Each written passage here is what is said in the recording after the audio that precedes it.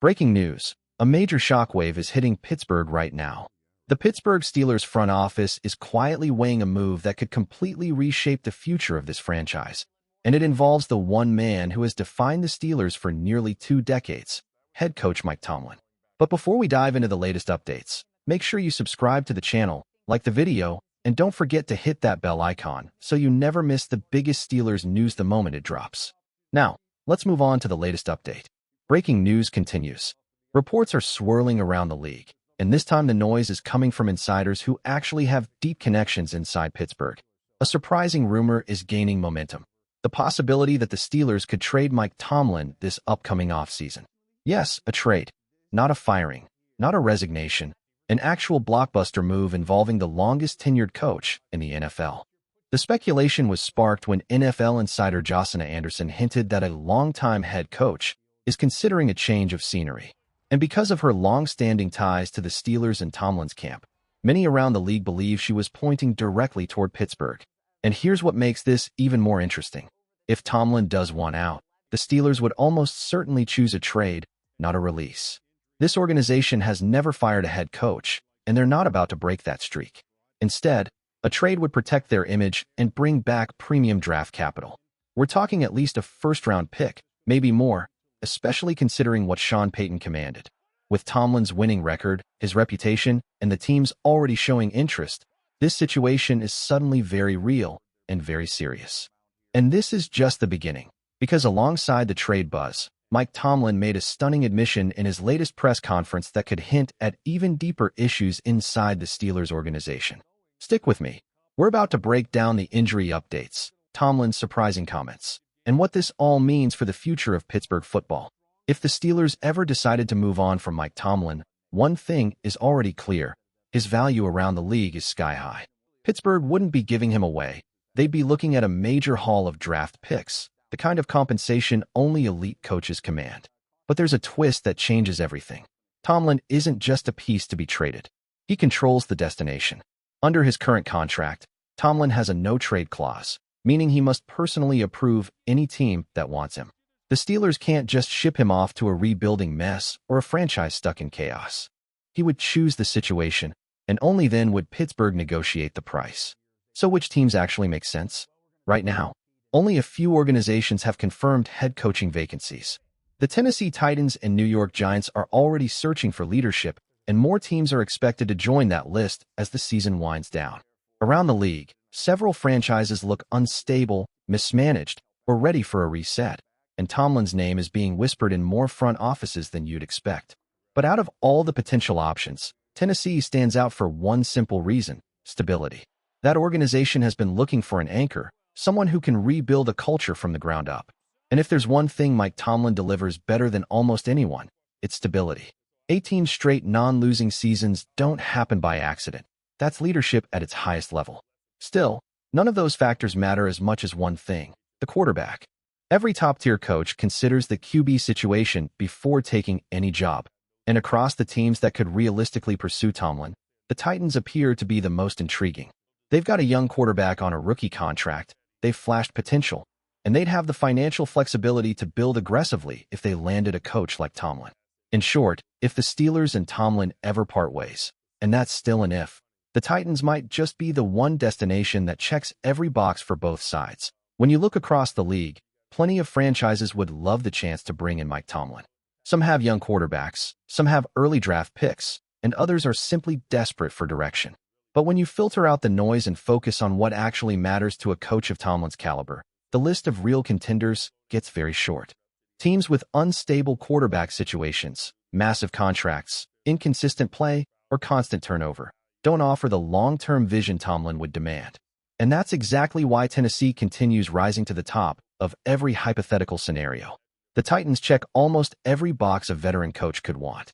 They have a promising young quarterback still on his rookie deal.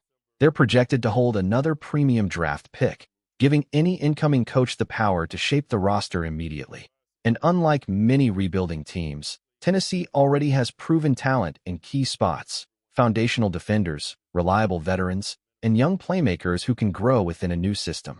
Add to that a brand new stadium on the way and a fan base that's starving for steady leadership, and you can see why this destination keeps coming up. A coach like Tomlin wouldn't just be appreciated there. He'd be embraced instantly. But here's where the conversation gets real for Pittsburgh. Even with all those potential landing spots, the most likely outcome still points back to the Steelers. The Rooney family has built its identity around stability, loyalty, and patience. They've never fired a head coach. Tomlin's resume speaks for itself, and there's still significant money tied to his contract. That's why, unless something spirals completely out of control down the stretch, the expectation remains that Mike Tomlin will return to Pittsburgh next season. Still, the deeper the Steelers fall into inconsistency, the louder the whispers will grow. And if the season continues to unravel, those whispers could quickly turn into legitimate questions about whether a trade, once unthinkable, could actually become a real conversation inside Pittsburgh's front office. The idea of a Mike Tomlin trade immediately sparks debate in Pittsburgh. Every fan has a different line they won't cross, a different price they think is fair. But when you look at recent history, especially the deal Denver made for Sean Payton, the framework becomes clearer. A future first-rounder, an additional high pick, and a chance for both teams to reset their direction. That's the type of compensation the Steelers would command for a coach with Tomlin's resume and reputation. No matter how you slice it, the numbers tell the story. Trading a franchise-defining head coach is never cheap, and it's never simple. But the trade talk is only part of today's conversation, because Coach Tomlin stepped up to the podium for his weekly address, and the updates he delivered were anything but routine. Two key pieces of the Steelers roster will not be available this week. Left tackle Broderick Jones is dealing with a neck stinger, an injury the team isn't willing to risk rushing. And rookie defensive tackle DeMarvin Leal's situation took a concerning turn after last week's matchup. He finished the game, but the knee issue worsened afterward, forcing the staff to shut him down for now. Leal's absence hits especially hard. Pittsburgh is already thin along the interior defensive front, and without Daniel Equaly, the pressure on this rotation has been growing every week. Leal had stepped into a larger role out of necessity, giving the defense size and physicality in the run game, and losing him removes a piece this unit was leaning on heavily.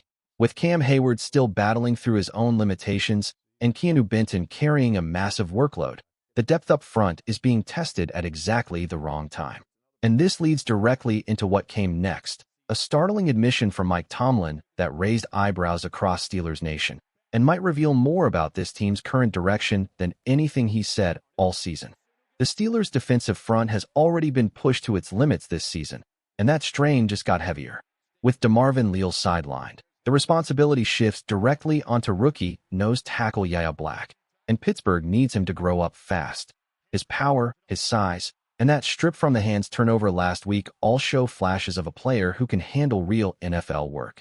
But now it's no longer about flashes. It's about consistency. It's about anchoring the middle of a defense that has been leaking yardage whenever its big bodies are missing.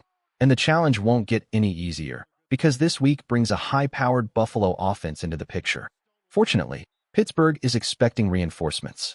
Mike Tomlin expressed strong optimism that Aaron Rodgers is in line to return after pushing to play last week. The medical staff wanted caution, Rodgers wanted the field. Now it appears the timing finally lines up. On top of that, Alex Highsmith, who has been battling a pectoral injury, is trending toward getting back onto the edge of this defense. His presence alone changes Pittsburgh's pass rush identity. But the secondary is where things get complicated. Joey Porter Jr., the breakout corner and clear number one on this roster, left Sunday's game with a hip flexor issue. His availability remains uncertain. If Porter can't go, Pittsburgh faces a decision that could reshape its entire defensive plan. Is this the week Asani Samuel Jr. gets elevated from the practice squad? Tomlin didn't close the door. In fact, he acknowledged Samuel's resume and effort, noting that conditioning and scheme adaptation are the last hurdles.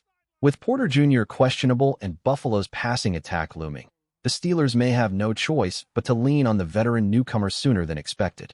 Other pieces of the offense and special teams will also be limited early in the week. DK Metcalf is nursing an ankle injury, not a knee, though he managed to finish the previous game, a good sign for his availability.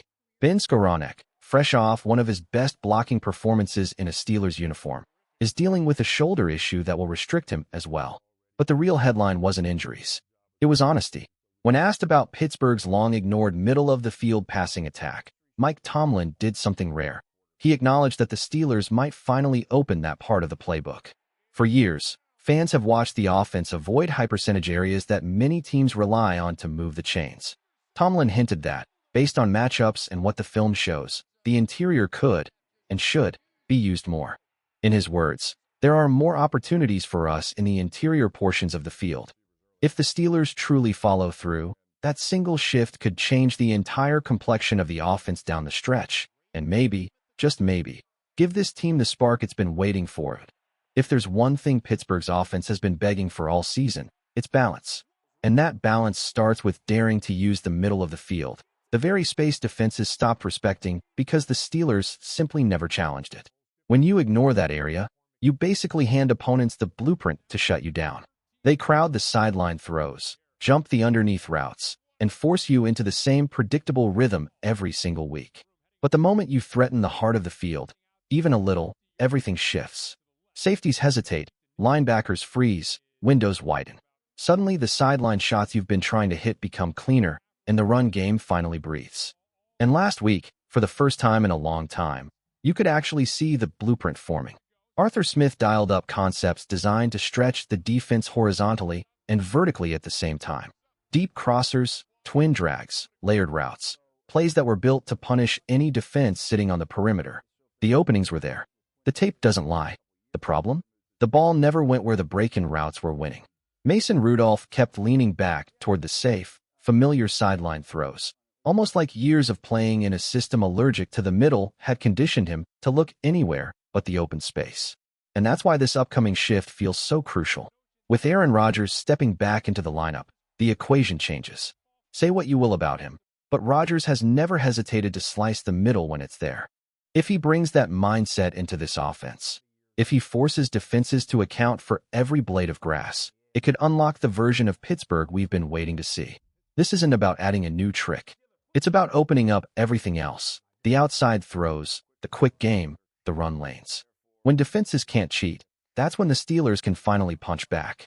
Now the real question is simple, and it's one every fan is asking.